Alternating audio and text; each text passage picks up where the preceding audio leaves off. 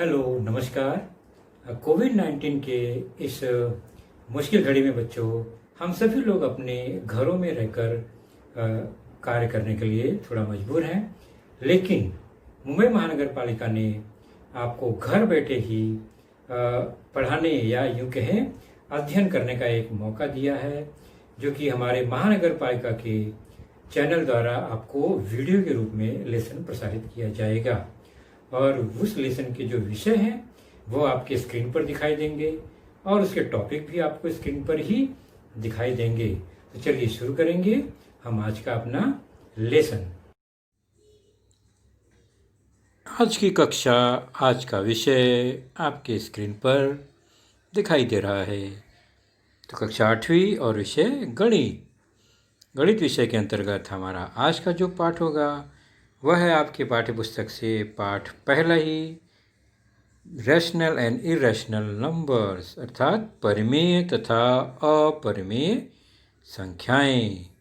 और मैं हूं आपका वर्चुअल मार्गदर्शक अजय कुमार मौर्य, MCGM के वर्चुअल क्लासरूम दादर से। चलिए शुरू करते हैं अपना चैप्टर। तो सबसे पहले जानेंगे हम संख्या समूहों को। हम कौन कौन से संख्या समूहों को अब तक जाने हैं।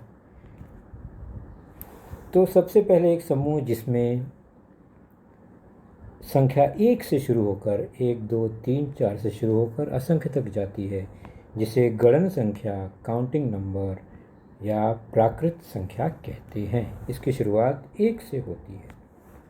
यह एक समूह है असंख्य संख्याओं का। उसी प्रकार इसी असंख्य संख्याओं के समूह में, प्राकृतिक संख्या के समूह में अगर 0 आ जाए तो यह पूर्ण संख्या समूह बन जाता है। तो पहला समूह प्राकृतिक संख्याएं, नेचुरल नंबर्स। दूसरा है पूर्ण संख्याएं, होल नंबर्स। दोनों में क्या फ़र्क है? तो नेचुरल नंबर की शुरुआत 1 से होकर असंख्य तक है और पूर्ण संख्याओं की शुरुआत 0 से लेकर 0 से लेकर 1, 2, 3 अनंत असंख्य है। तो ये दो प्रमुख संख्या समूह। उसके बाद तीसरी संख्या समूह है जिसमें प्राकृतिक संख्या के सारे नंबर और पूर्ण संख्या के जो ऋणात्मक संख्या हैं वह, अर्थात धनात्मक और ऋणात्मक और 0, ये तीनों संख्याएं मिलाकर जो एक समूह बनता है, इसे कहते हैं पूर्णांक संख्याएं या इंटीजर्स। तो इसमें सभी प्राकृतिक संख्या है और सभी पूर्ण संख्या है और साथ में ऋणात्मक संख्या भी है, जिसे कहते हैं पूर्णांक संख्याएं। और चौथी संख्या समूह क्या बन जाएंगी? ये प्राकृतिक संख्याएं, 0 मिलाकर पूर्ण संख्याएं और उसमें ऋणात्मक संख्या समूह को मिला देने पर ये पूर्णांक संख्या, और उसमें और एक संख्याएं समूह है जो कि भिन्नात्मक है, बटे के रूप में है, अपूर्णांक है, धनात्मक और ऋणात्मक। इसको शामिल कर लेंगे तो बन जाएगा परिमेय संख्या समूह या रैशनल नंबर्स।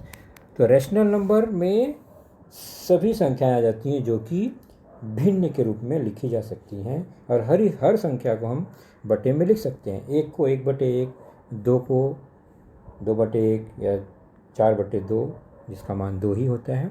तो इस अर्थात ये जो परिमेय संख्या है, समूह है, इसमें सभी प्राकृतिक संख्या भी है, सभी पूर्ण संख्या है और सभी पूर्णांक संख्या इसमें शामिल है।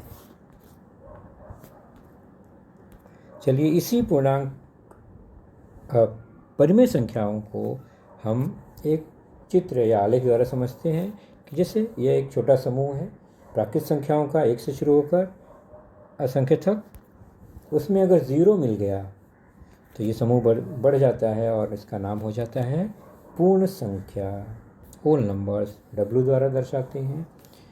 उसमें अगर ऋणात्मक संख्याएं मिल गई, ऋणात्मक पूर्ण संख्याएं मिल गई तो यह बन गया पूर्णांक संख्याएं, इंटीजर्स। और फिर इसी संख्या में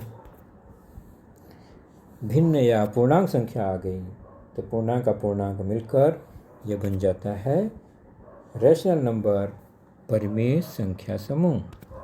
तो परिमेय संख्या समूह में सारे घटक आ गए N, W और I के। तो परिमेय संख्या समूह n, w और i से बड़ा समूह है, जिसमें सभी धनात्मक, ऋणात्मक, शून्य और अपूर्णांक संख्याएं, भिन्नात्मक संख्याएं आती हैं। तो ये रहा परिमेय संख्या समूह। अब उसकी एक परिभाषा लेते हैं। तो परिमेय संख्या किसे कहेंगे सामान्य तौर पर? तो m/n यानी बटे के रूप में लिखी जाने वाली हर संख्या को परिमेय संख्या कहते हैं। शर्त यही है कि जो m है यानी ऊपर का अंश वह पूर्णांक संख्या होनी चाहिए कोई भी, और n जो है वह भी पूर्णांक संख्या होनी चाहिए, लेकिन शून्येतर यानी शून्य के अलावा कोई भी पूर्णांक संख्या चलेगी n के स्थान पर। उदाहरण लेते हैं।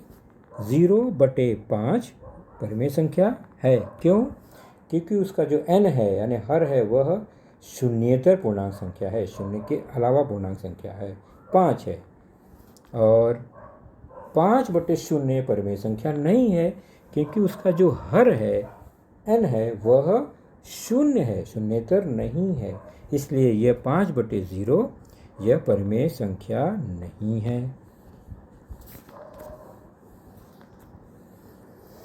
अब चलिए चलते हैं परिमेय संख्या को संख्या रेखा पर कैसे दर्शाते हैं। तो पहले जान लेते हैं संख्या रेखा क्या है। नंबर लाइन, संख्या रेखा, एक कोई भी रेखा जिसके मध्य में हम एक बिंदु ले लें और उसे हम अगर आरंभ बिंदु मान लेते हैं, उसको 0 से दर्शाते हैं, और उसके राइट साइड में समान अंतर पर हम संख्या लिखते हैं क्रम से 1 2 3 4 5 1 2 3 4 5। राइट साइड में संख्या बढ़ते क्रम में लिखा गया, धनात्मक संख्या है ये। और उसी प्रकार लेफ्ट में भी उसी अंतर, समान अंतर को लेकर हम कुछ संख्या लिखेंगे जो कि ऋणात्मक संख्या होगी, -1 -2 -3 -4 -5, और इसी क्रम में आगे लिख सकते हैं। तो लेफ्ट हैंड साइड में ऋणात्मक संख्याएं लिखी जाती हैं। तो यह जो रेखा दिखाई दे रही है इसे कहते हैं संख्या रेखा, नंबर लाइंस। शून्य जो है वो न तो धनात्मक है और न ही ऋणात्मक संख्या होती है। शून्य के राइट में धनात्मक संख्याएं बढ़ते क्रम में, शून्य के लेफ्ट में ऋणात्मक संख्याएं घटते क्रम में लिखे जाते हैं। तब इसी संख्या रेखा पर परिमेय संख्या को दर्शाना हो तो कैसे दर्शाते हैं? तो यह एक संख्या रेखा है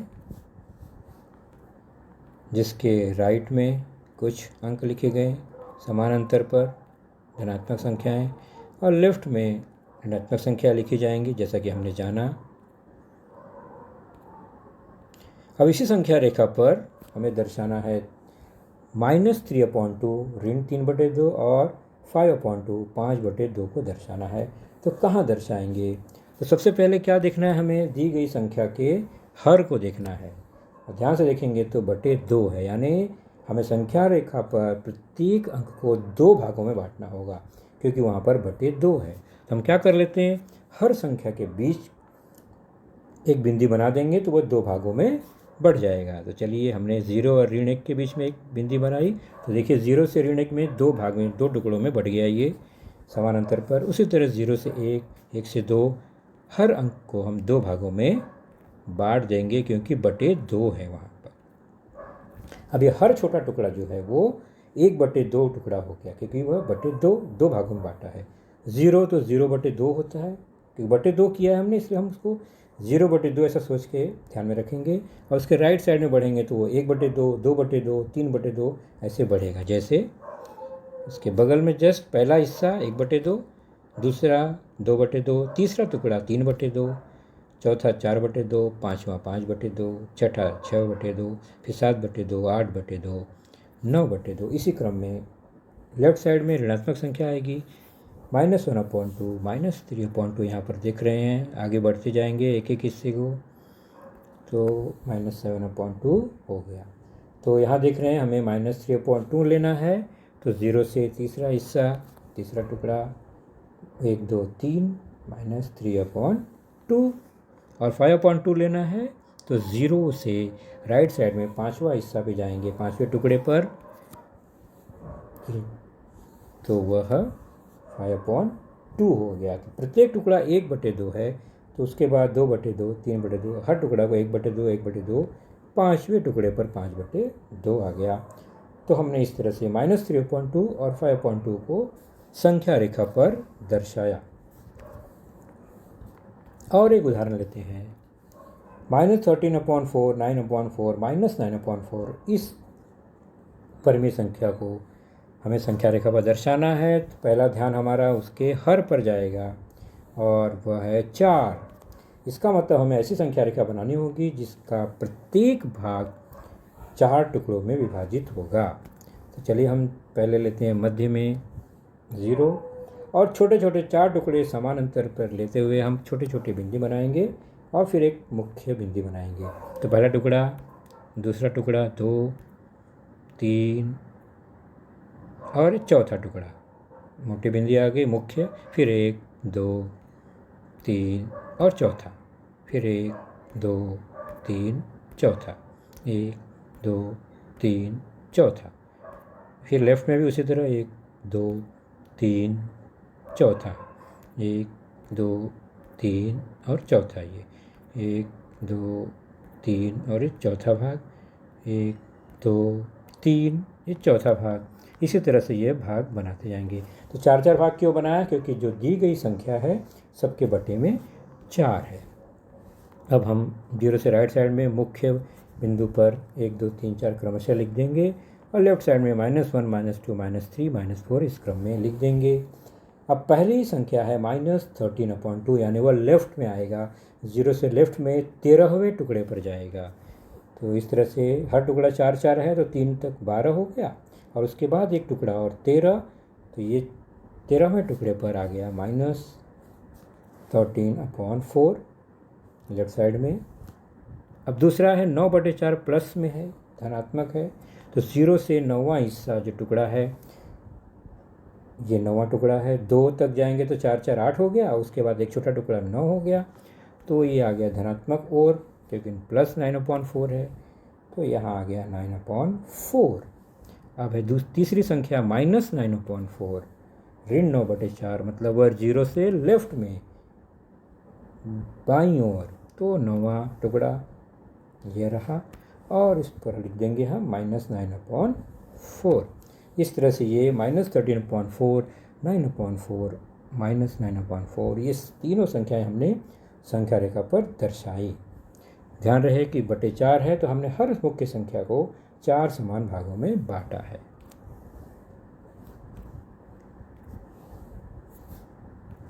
अब संख्या रेखा पर संख्या दर्शाई जाती है और हर संख्या के लिए हम एक बिंदु निर्धारित कर सकते हैं, यानी हम बिंदु द्वारा भी उसको दिखा सकते हैं। जैसे कि यह एक कोई संख्या रेखा है जिसमें प्रत्येक संख्या को 4 भागों में बांटा गया है, 4 समान भागों में बांटा गया है। इसके पहले जो संख्या रेखा देखी थी हमने वही है। इसमें इस पर स्थित प्रत्येक बिंदु के लिए हम कोई न कोई अक्षर निर्धारित कर सकते हैं। लेफ्ट साइड में देखिए -1, -2, -3, -4। अब हम किसी भी बिंदु को, शून्य को तो O से दर्शाएंगे सामान्य तौर पर, उसके बाद हम किसी भी बिंदु को, संख्या को हम किसी भी बिंदु अक्षर से दर्शा सकते हैं। जैसे एक बिंदु A है, उसी तरह -4 बिंदु D है और उसके इर्द गिर्द जो बिंदु है C, वह भिन्नात्मक रूप होगा, परिमेय संख्या बटे के रूप में होगा। तो यहाँ पर हम देख रहे हैं कि बिंदु A द्वारा संख्या 1 दर्शाई गई है, इस तरह उसकी भाषा है और इस तरह हम पढ़ेंगे उसको। या दूसरी तरीके से पढ़ना हो तो संख्या ऋण 4 जो है वह बिंदु D द्वारा दर्शाई गई है। तो ऐसे प्रश्न पूछे जाते हैं कि कौन सी संख्या किस बिंदु द्वारा दर्शाई गई है या कौन सा बिंदु किस संख्या द्वारा दिखाई जा रही है। ऐसे प्रश्नों के लिए यह हम इसका निरीक्षण कर सकते हैं। चलिए अब आपके ही पाठ्य पुस्तक के प्रश्न को आप हल करेंगे स्वयं। निम्नलिखित परिमेय संख्याओं को संख्या रेखा पर निरूपित करना है। और चूँकि देखिए 3 प्रश्न है, 4 प्रश्न है, चारों के लिए अलग अलग संख्या रेखा बनानी पड़ेगी, लिखा गया है। पहले प्रश्न में बटे 2 है, मतलब हर अंकों को 2 भागों में बांटना है समान। दूसरे प्रश्न में बटे 5 है, मतलब हर संख्या को 5 समान भागों में बांटना है। तीसरे में बटे 8 है, तो हर संख्या को 8 समान भागों में बांटना पड़ेगा। और चौथे में बटे 10 है, तो हर संख्या को 10 समान भागों में बांटकर हम संख्या रेखा बनाएंगे। दूसरा है, एक आकृति दी गई है, उसका निरीक्षण करना है और प्रश्नों के उत्तर देना है। तो ये एक संख्या रेखा बनी हुई है और उसके नीचे प्रश्न है, बिंदु बी कौन सी परिमेय संख्या दर्शाता है? तो आपको गिनना है, प्रत्येक संख्या 4 भागों में बटा है, तो सब बटे 4 ही है। तो 1/4, 2/4 से लेकर हम गिनेंगे, कितने भाग पर है उतने बटे 4। मैं आपको हिंट दे रहा हूँ, उत्तर नहीं बताऊँगा, आपको स्वयं अपने नोटबुक में करना है। दूसरा प्रश्न है, एक सही 3/4 यह कौन से बिंदु से दर्शाई जाती है? एक सही मतलब एक पूर्णांक है तो पूरा एक, उसके बाद 3/4 यानी 3 भाग हम आगे बढ़ेंगे, 3/4 तो एक पूरा और 3/4 आगे, तो वह कौन सा बिंदु दर्शाया जाएगा आप देख लीजिएगा उसमें। और तीसरा है, बिंदु डी द्वारा संख्या 5/2 निरूपित की गई है, यह कथन सत्य है या असत्य है? तो डी देखेंगे वह कौन सा बिंदु है, फिर उसको 0 से गिनेंगे कितने भाग पर है। यहाँ पर वह 10वें भाग पर है, और 10वें भाग पर है मतलब 10/4 हुआ। तो क्या 10/4 और यहाँ लिखा गया है 5/2, तो क्या ये समान है? अगर समान होगा तो कथन सत्य है, और समान होगा तो कथन असत्य होगा। तो बच्चों, आज का हमारा लेसन यहीं तक, अपना ख्याल रखिए। तो बच्चों, आपने देखा आज का लेसन, उसके प्रमुख मुद्दों को ध्यान से बार बार दोबारा देखकर समझने का प्रयास कीजिए, क्योंकि एक बार देखने पर किसी को भी वो पूरा मुद्दा समझ में नहीं आता। तो जैसे ही हम 2 बार 3 बार देखेंगे तो हमें वह समझ में आने लगेगा। और इसके आगे की जानकारी जो होगी बच्चों, वह निश्चित ही हमारे अगले वीडियो में होगी। तो उस वीडियो को देखने के लिए, उसकी सूचना प्राप्त करने के लिए जो नीचे सब्सक्राइब का बटन होता है उसे ज़रूर प्रेस कीजिए और नोटिफिकेशन ऑन रखिए, ताकि जैसे ही हमारा लेसन चैनल पर डाला जाएगा आपको वह तुरंत प्राप्त होगा। तो अपना ख्याल रखिए, सुरक्षित रहिए। Thank you.